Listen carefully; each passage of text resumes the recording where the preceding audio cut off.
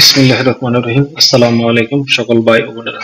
আজকে যে বিষয়টি নিয়ে আলোচনা করবো, আল্লাহ সুবহানাহু ওয়া তাআলা আমাদেরকে জানিয়েছেন যে কবরের পানিশমেন্টের ব্যাপারে, যে কবর কি সে ব্যাপারে আমরা কোরআন থেকে জানবো। প্রথমে যদি দেখি, আল্লাহ সুবহানাহু ওয়া তাআলা আমাদেরকে বলছেন যে কবরের যে যতগুলি আয়াত আছে, এখানে কোনো আয়াতের মধ্যে, এই কোরআনের মধ্যে আজাব আল কবর এই কথাটি কোরআনের কোথাও খুঁজে পাওয়া যাবে না। তবে হ্যাঁ, সিজিল নামক একটা জায়গা আছে বারজাকের, আল্লাহ সুবহানাহু ওয়া তাআলা বলছেন সেটি কবর, যেখানে মৃত্যুর পর রূহ চলে যাবে, পাপিষ্ঠ অপরাধীদের আত্মা চলে যাবে, তার আমল এবং কি তার রূহ চলে যাবে। সিজিল নামক একটা জায়গা আছে বারজাকের, পানিশমেন্টের জায়গা, জেলখানা, সেখানে চলে যাবে। কিন্তু কিয়ামত দিবসের পর ফাইনালি তার বিচার দিবসের পরে ফাইনালি সে জাহান্নামে সে প্রবেশ করবে। এই কথাগুলি আল্লাহ সুবহানাহু ওয়া তাআলা আমাদেরকে জানিয়েছেন। কিন্তু 6 নম্বর সূরা আনাম 81 নম্বর আয়াতে আল্লাহ সুবহানাহু ওয়া তাআলা বলছেন যে বিষয়ে আমরা আল্লাহর সাথে এমন কিছু অর্ডারের সাথে শিরিক করতেছি, যা আল্লাহ সুবহানাহু ওয়া তাআলা বিধান দেন নাই, সার্টিফিকেট দেন নাই, কোনো দলিল দেন নাই, কোনো প্রমাণ দেন নাই। এই কোরআনের উপরে আল্লাহ সুবহানাহু ওয়া তাআলার অর্ডারের প্রতি যা আল্লাহ নাজিল করেন নাই, তা বানিয়ে বানিয়ে রাসূলের নামে বলা হয়েছে যে কবরের পানিশমেন্ট আছে, আযাব আছে, এই কথাগুলি বলা হয়েছে। কিন্তু আল্লাহ সুবহানাহু ওয়া তাআলা বলছেন এই মিথ্যা ইনফরমেশন গুলি আমরা বিভিন্ন ধর্মগুরু এবং কি তাগুদের কাছ থেকে আমরা পেয়ে আসতেছি, যা মিথ্যা। কিন্তু কবরের পানিশমেন্টের ব্যাপারে আল্লাহ সুবহানাহু ওয়া তাআলা বলে নাই যে আযাব আল কবর, এমন কোনো কথা নাই। কিন্তু আছে সিজিল নামক একটা জায়গা আছে বারজাকের, সেই জায়গায় তার রুহটা কিয়ামতের পূর্ব পর্যন্ত সেখানে অবস্থান করবে, রুহ এবং কি তার আমল।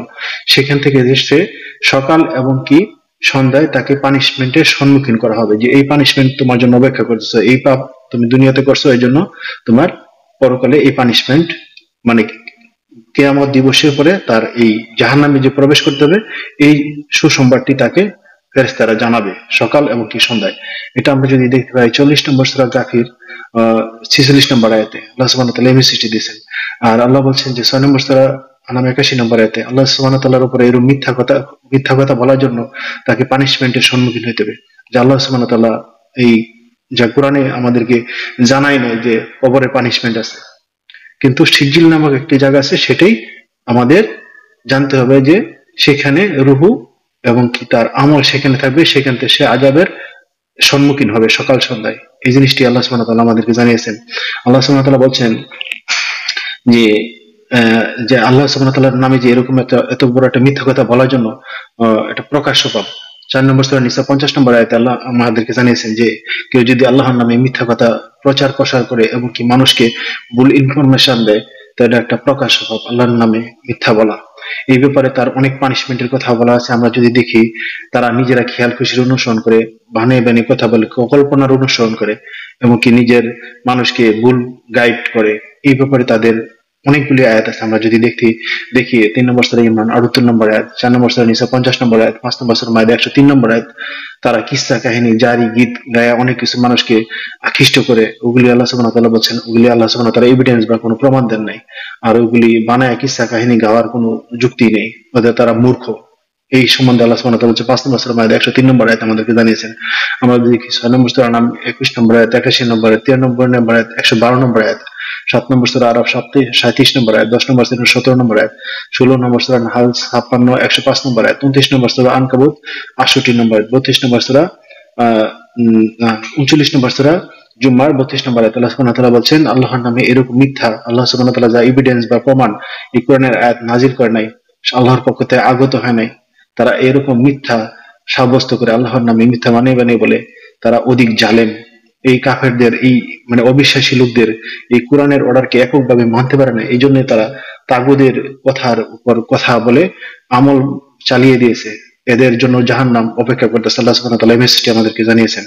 এটাও বলছেন যে 16 নম্বর সূরা নাহাল 87 নম্বর আয়াত, 39 নম্বর সূরা জুমার 65 নম্বর আয়াত, 47 নম্বর সূরা মুহাম্মদ 9 নম্বর আয়াত, 14 নম্বর আয়াত, 28 নম্বর আয়াত, আল্লাহ সুবহানাহু ওয়া তাআলা বলছেন তাদের এইসব কাজ করার জন্য, রাসূলের নামে ডাল হিসাবে ব্যবহার করে রাসূলের নামে মিথ্যা কথা প্রচার প্রসার করানোর জন্য, কোরআনের আয়াতের বিরুদ্ধে গিয়া এদের জন্য রয়েছে তাদের আমল এবং কি কর্ম সবগুলি নিষ্ফল করা হবে এবং কি তারা আহ সিজিন নামক জাহান্নামে তারা সিজিন নামক পানিশমেন্টের জায়গায় তারা প্রবেশ করবে। আল্লাহ সুবহানাহু ওয়া তাআলা এই মেসেজ আমাদেরকে জানিয়েছেন। আল্লাহ সুবহানাহু ওয়া তাআলা বলছেন 83 নম্বর সূরা মুত্তাফিফিন বা তাফফিক 7 নম্বর আয়াতে, কাল্লা ইন্না কিতাবাল ফুজ্জারি লাফি সিজিন। আল্লাহ সুবহানাহু ওয়া তাআলা বলছেন এটা পাপাচারীদের আত্মা এবং কি আমলনামা, রুহু সবকিছু চলে যাবে সিজিন নামক জায়গায়। সেখান থেকে তারা সকাল বিকাল পানিশমেন্ট তাদেরকে দেখানো হবে।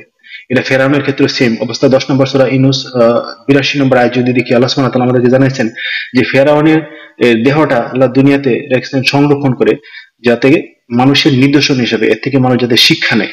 এই ফেরাউন এর ব্যক্তিদের যে স্বভাব চরিত্র নিয়ে জীবন যাপন করবে, আল্লাহর এই কোরআনের আয়াতের প্রতি অবিশ্বাসী হয়ে মানুষের তাগুদের কথা অনুযায়ী জীবন যাপন করবে, যে কোনো ধর্মেরই হতে পারে, তাদের জন্য জাহান্নাম অপেক্ষা করতেছে। তারা সিজ্জিন নামক জায়গায় সিজ্জিন নামক জায়গায় পানিশমেন্টের জায়গায় তাদের রুহু এবং কি আমল চলে যাবে। সেখান থেকে তাদেরকে সকাল সন্ধ্যায় তাদেরকে এই পানিশমেন্টের আলামত তাদেরকে দেখানো হবে যে এর জন্য তোমার এই পানিশমেন্ট অপেক্ষা করতেছে, তুমি দুনিয়াতে এই কাজটা করছো, এই জন্য তোমার এই পানিশমেন্ট এটা অপেক্ষা করতেছে।